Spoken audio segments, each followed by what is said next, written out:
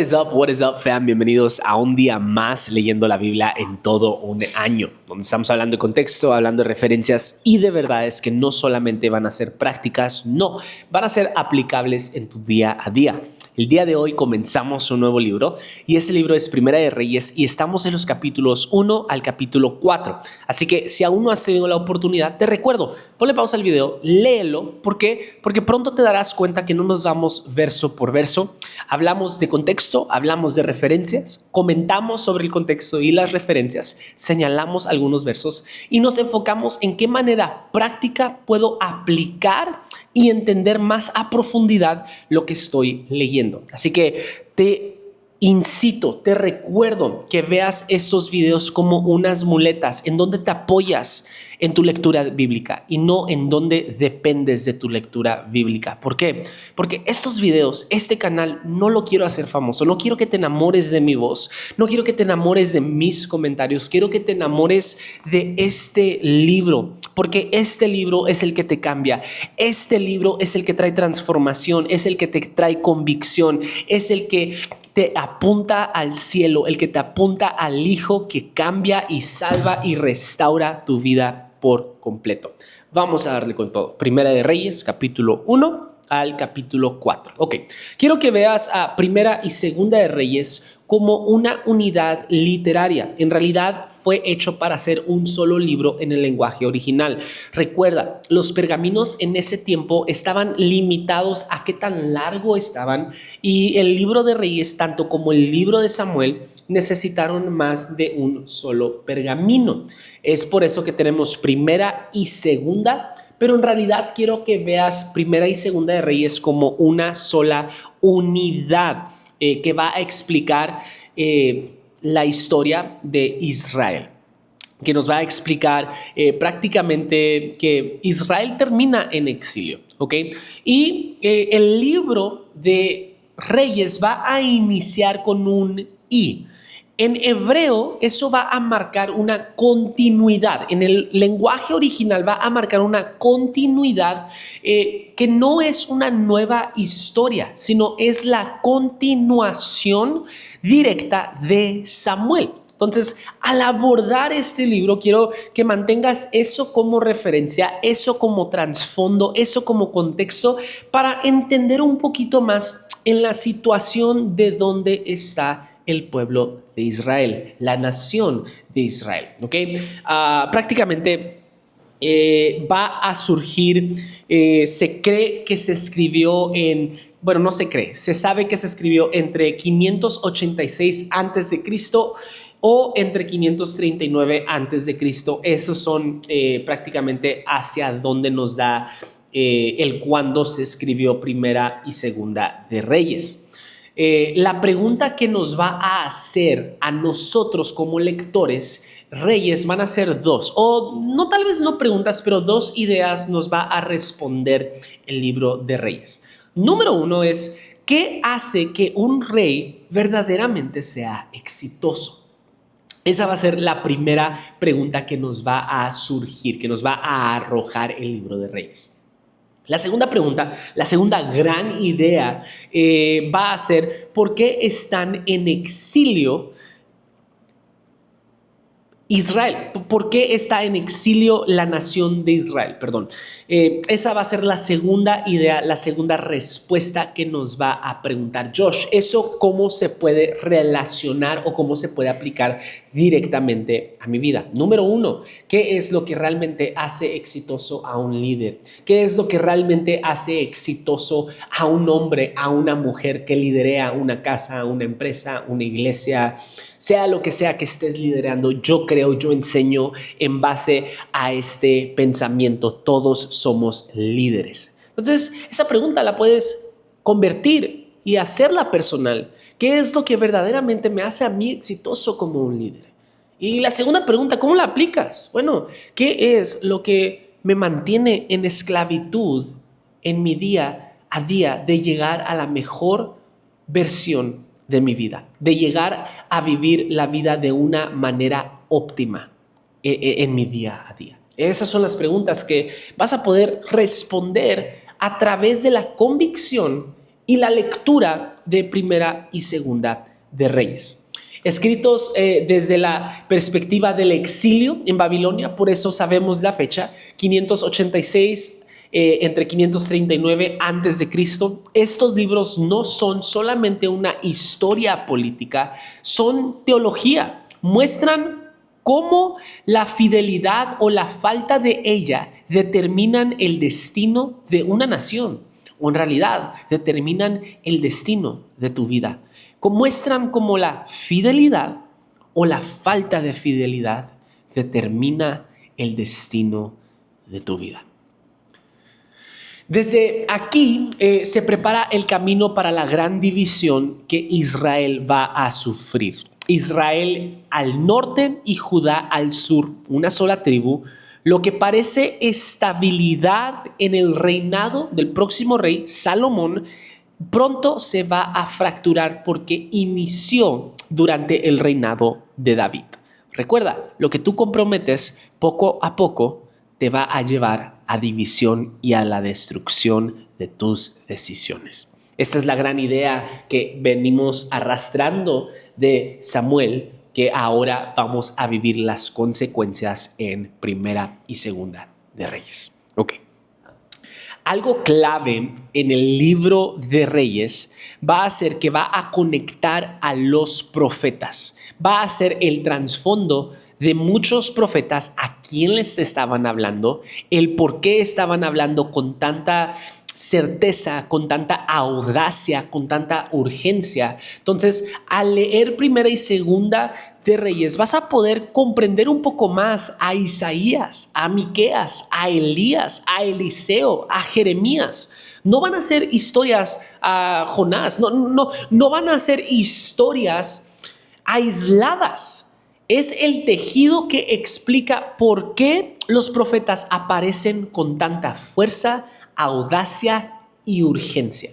Entonces, quiero que veas el libro de Primera y Segunda de Reyes como el terreno y el fundamento de todos los profetas de la misma manera.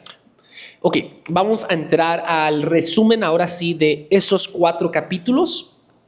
Un contexto más sobre todo el libro, perdón. Tengo bastantes contextos aquí. Antes de entrar a el contexto de los capítulos, quiero que mantengas en mente lo que Deuteronomio 17 nos da.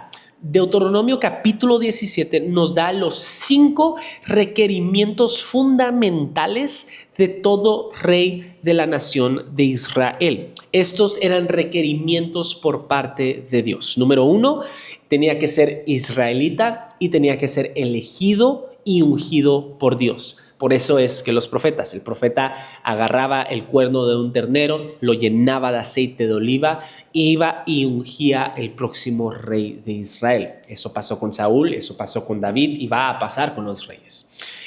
Segundo requerimiento que nos arroja Deuteronomio capítulo 17, ya lo hemos estudiado, pero te lo estoy recordando, no puede acumular el rey ya sea caballos o carruajes. Josh, ¿por qué? Te lo recuerdo, porque el caballo y el carruaje representaban fuerza militar. Y lo que Dios quería era de que los hombres de Israel o el rey de Israel o la nación de Israel, por decirlo de esa manera completa, no quería que dependieran en su propia fuerza, querían que dependieran explícitamente y únicamente de Dios. Eso en el nuevo mundo tal vez no tiene sentido, pero en el nuevo mundo, en el pleno 2025, eso representaría a, oye, México, no quiero que seas dueño, o Estados Unidos, no quiero que seas dueño de tanques de guerra, no quiero que seas dueño de aviones navales y no quiero que seas dueño de barcos navales en donde aterrizan. ¿Por qué? Porque solamente quiero que te presentes a la guerra y yo voy a pelear por ti. ¿Por qué? Porque no quiero que ningún hombre o ninguna nación diga, la fuerza de Israel, sino diga, el Señor de los ejércitos celestiales de Israel los ha liberado a ellos. Ese era el segundo requerimiento. El tercer requerimiento era: no te puedes casar con una extranjera, no puedes juntar tu casa con una extranjera, no puedes unir tu vida, tu reino con una extranjera. Esos eran requerimientos para el rey. ¿Por qué? Porque de la misma manera eran alianzas políticas. El tú casarte con una extranjera, con alguien de otra nación, políticamente es un movimiento, es prácticamente tratar de hacer una alianza, y Dios dice: hey, tú no necesitas una alianza, tú necesitas dependencia en mí. ¿Por qué? ¿Y por qué? Tal vez no lo entendemos hoy en día, pero es como una embajada. En realidad, funciona de la misma manera. Si tú estabas casada con la hija del rey de la nación próxima, pues el rey no te iba a atacar, porque eventualmente iba a atacar al castillo donde su hija estaba. Afirmaba la fuerza y la alianza entre naciones el casarse con otras mujeres extranjeras. Número 4, no podían acumular riquezas. Mismo principio. En realidad, lo que Dios está buscando es que como hijos de Él, nuestra dependencia esté puesta plena y 100% en Él. Entonces dice: hey, no quiero que acumules riquezas. No quiere decir que no te haré rico como rey. Te voy a hacer rico. Yo te lo voy a bendecir. Yo te lo voy a dar. Pero no quiero que lo acumules. Quiero que vivas de una manera generosa. Y el quinto requerimiento era que el rey el rey elegido y ungido tenía que escribir a su puño y letra los 5 libros del Torá. Entonces quiero que tengas eso en contexto mientras atravesamos juntos Primera y Segunda de Reyes. Ahora sí, último, contexto general. Sé que hay mucho contexto, hay mucho contexto del que me quiero enfocar acá, que nos va a ayudar profundamente. Una de las ideas, cuando escuché a un maestro, a un teólogo decir esta idea y esta frase, y cambió por completo mi vida. Él dijo: Éxodo nos va a mostrar que tuvo que pasar para sacar a Israel de la esclavitud de Egipto. Es decir, Éxodo fue para sacar a Israel de las manos de la esclavitud en Egipto. Pero el exilio que vemos en Reyes fue para sacar a Egipto del pueblo de Israel. Y tal vez no tiene mucho sentido esta frase en español, pero es una frase muy popular en inglés, que dice: puedes sacar a una persona del barrio, pero nunca podrás sacar el barrio de esa persona. Y esta misma frase la puedo aplicar a eso, por eso se me quedó grabada. Sabes, muchas de las veces en nuestras vidas, Dios nos puede sacar de nuestro pasado, nos puede sacar de las cadenas del enemigo, nos puede sacar de nuestro pecado. Pero muchas de las veces Dios nos tiene que hacer pasar por un exilio en nuestras vidas para poder sacar el pecado de nosotros. Porque tal vez Dios nos puede sacar del pecado o de nuestro pasado, pero muchos vivimos nuestras vidas como cristianos viviendo con el pasado, cargando con el pasado. Cuando Dios dice: hey, yo ya te libré, yo ya te saqué de tu pasado. ¿Por qué no has soltado tu pasado? Y esta frase es mía. Lo más amoroso que Dios puede hacer a veces es llamarnos nuestra atención, haciéndonos pasar por un tiempo de sequedad o un tiempo de exilio, para llamar nuestra atención y decir: hey, yo ya te saqué de ahí, te necesito sacar esa idea de ti. Entonces, es una frase muy hermosa. El éxodo pasó para sacar a Israel de Egipto, pero el exilio fue necesario para sacar a Egipto del corazón de Israel.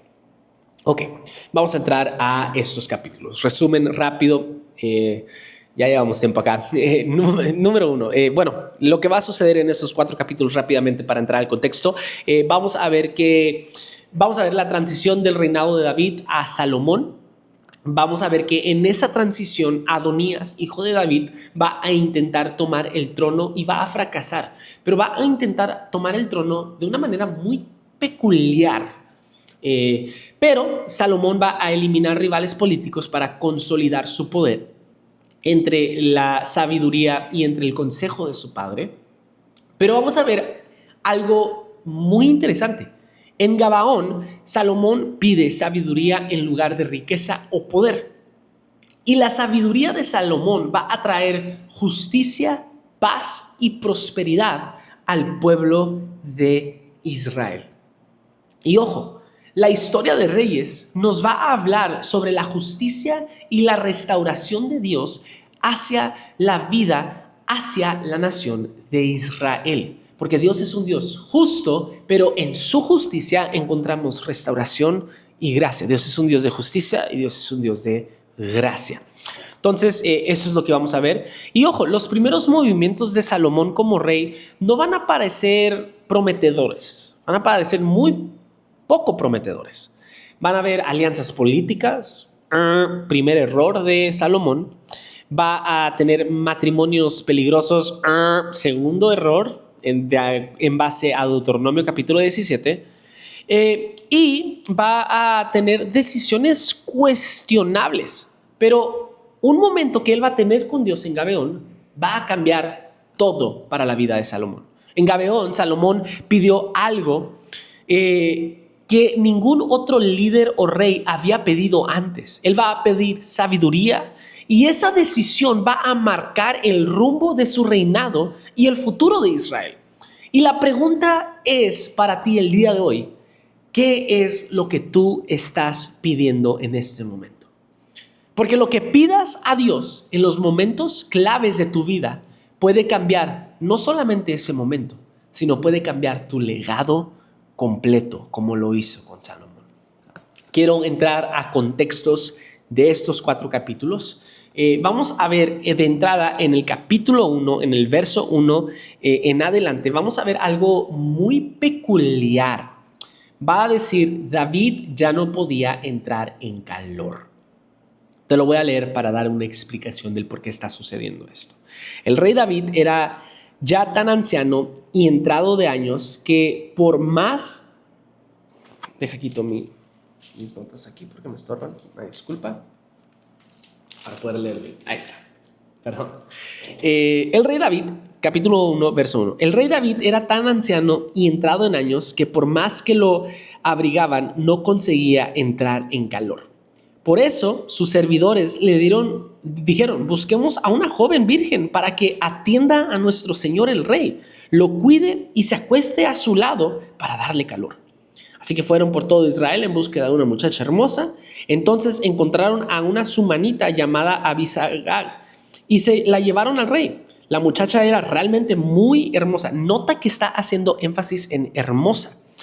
Y se dedicó a cuidar y a servir al rey. Aunque el rey nunca tuvo relaciones sexuales con ella, Adonías, cuya madre fue Haguit, se llenó de ambición y dijo, yo voy a ser el rey. Por lo tanto, consiguió carros de combate, error 1, caballos y 50 guardias de escolta. Adonías, que ya había nacido inmediatamente luego de Absalón, era muy bien parecido. Y como David, su padre, nunca lo había contraído ni le había pedido cuentas de lo que hacía.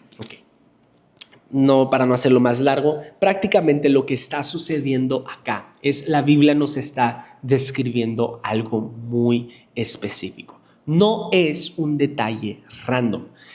El que no podía entrar en calor, para que YouTube no me banee este video, es prácticamente no podía llevar sangre a cierto miembro de su cuerpo para poder tener relación en cama con una mujer. Lo digo de esa manera, hay palabras específicas que puedo usar, pero no quiero, una, faltar el respeto y dos, no quiero que bajen este video. Entonces, eso no es un detalle random. No puede tener relaciones sexuales. Va a simbolizar que su fuerza y su vitalidad como rey se había agotado, dejando un vacío en el trono. Josh, ¿por qué eso es importante entender? Bueno, hoy tal vez no tiene mucho sentido, pero en el mundo antiguo para un rey era importante dominar en 2 lugares. Tenías que dominar en el campo de batalla en tu juventud y para mostrarle al pueblo, es por eso que Absalón hizo lo que hizo en el balcón para que todo Israel viera. era dominar en la cama. Literalmente, eso mostraba tu vitalidad y mostraba tu dominio y poder ejercido como rey. Es decir, que todavía te quedaban buenos años, que todavía podías hacer lo que tenías que hacer. Entonces, al David no poder entrar en calor, es decir, no llegaba la sangre suficiente para hacer dura cierta parte del cuerpo, perdóname, pero es lo que nos está diciendo Adonías, su hijo, dijo, es la oportunidad perfecta para postularme yo como rey. Así que junta caballos, junta carruajes, y no fue ungido por un profeta. ¿Ya ves por qué Deuteronomio capítulo 17 es importante? Entonces, prácticamente lo que Adonías está diciendo es, yo no necesito de Dios, yo no necesito dependencia en Dios, está la perfecta oportunidad, yo puedo tomarla porque tengo la postura, tengo el título, tengo la riqueza, tengo la influencia, yo puedo y no necesito a Dios. Ya le voy agarrando sabor y ya estoy entendiendo el primer capítulo, Josh. ¿Ya ves por qué es importante entender contexto y referencias? Porque nos ayuda a entender y aplicarlo de una manera personal a nuestras vidas. Porque ¿a poco no pasa eso con nuestros negocios? No, pues yo puedo. No dependas en tu propia prudencia, sino depende en Dios. No, pues para esto estudié. No, pues el guardadito que yo tengo. Ding, ding, ding, ding, ding, ding, ding. Cuidado. Entonces, eso de entrada nos va a hablar directamente a nuestra vida. Bueno, al menos a mi vida. Segundo detalle que quiero que veas conmigo es, Salomón va a montar una mula al ser ungido, bueno, al ser presentado, al ser ungido, sí. Eso lo vamos a ver en el capítulo 1, en el verso 33. Esto le dijo, tomen con ustedes a los funcionarios de la corte, monten a mi hijo Salomón en mi propia mula y bajen con él a Gideón, para que el sacerdote Sadoc y el profeta Natán lo unjan como rey de Israel. Ding, ding, ding, ding, ding, ding. Profeta Natán lo unja como rey. Ding, ding, ding, ding, ding. Ok, dato con el ding, ding, ding, ding, ding. ¿Qué es lo que aprendiste en el video de hoy, en el episodio de hoy? A decir ding, ding, ding. No, perdón, ya me agarró aquí el tonto. Ok, esto va a ser una referencia directa. Va a ser símbolo de autoridad, no de humildad. Cuando Jesús entra en Jerusalén en un asno, se conecta directamente con esta imagen real. Porque, ojo, al pensar que Jesús entró a Jerusalén en un asno, en un burro, al pensar que él entró, dices, ¡ay, qué humilde Jesús! Ve en su entrada triunfal, en vez de entrar con una carroza y entrar acá bien perrón, con un ejército, él entró en un burro. Vean la humildad, qué bonito, oh my goodness. No, tal vez en el nuevo mundo pensamos que eso es símbolo de humildad. Para la audiencia original, eso representaba una imagen real. El asno, la mula, no eran objetos baratos. Era como manejar un Rolls Royce. Era representación de la realeza. Entonces, este momento va a conectar con este momento. Es un dato muy curioso que a mí me vuela la cabeza. No solamente eso, vamos a ver algo que vamos a tocar un poco más el día de mañana, pero vamos a ver en las alturas, específicamente en el reinado de Salomón en su temprana decisiones. No era idolatría explícita, eran lugares de adoración a Yahweh, a Dios, pero de la manera equivocada. Este pequeño compromiso sería una grieta que luego se va a volver en un abismo en el reinado del rey Salomón. Eso lo vamos a ver en el capítulo 3, en el verso 1 al 3. En realidad, Salomón entró en alianza con el faraón. Error uno, rey de Egipto, casándose con su hija. Error, a lo cual llevó a la ciudad de David mientras terminaba de construir su palacio, el templo del Señor y el muro alrededor de Jerusalén. Como aún no se había construido un templo en honor al nombre del Señor, el pueblo seguía ofreciendo sacrificios en los lugares altos. Josh, pero estaban ofreciendo sacrificios a Dios. ¿Cómo me estás diciendo que eso es malo?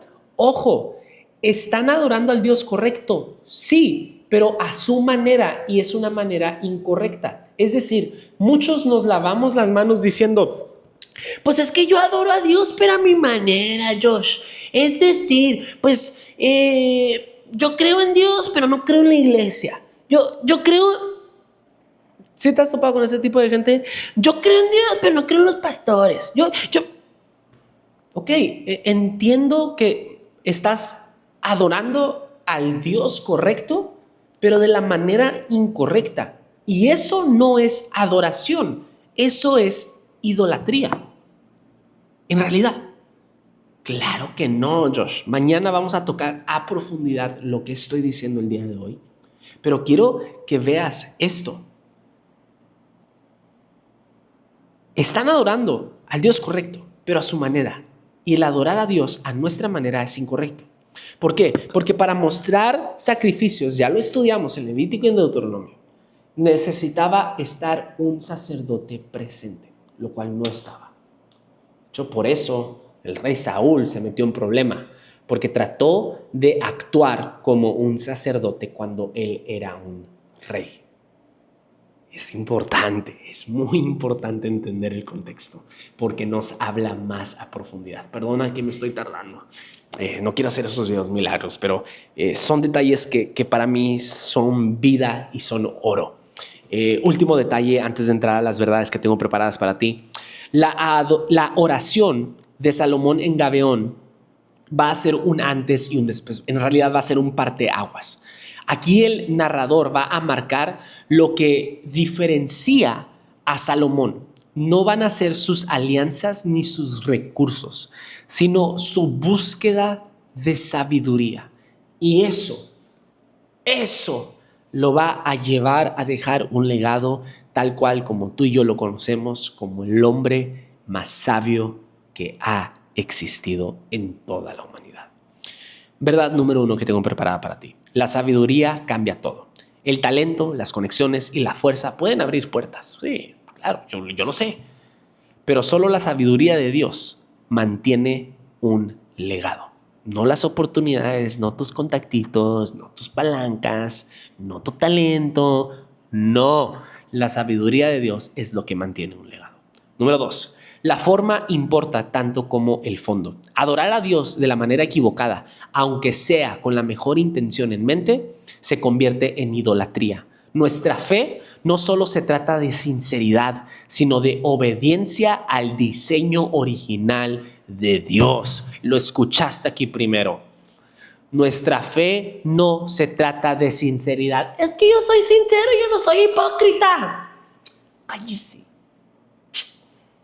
Nuestra fe se trata de obediencia al diseño original de Dios. De eso se trata nuestra fe.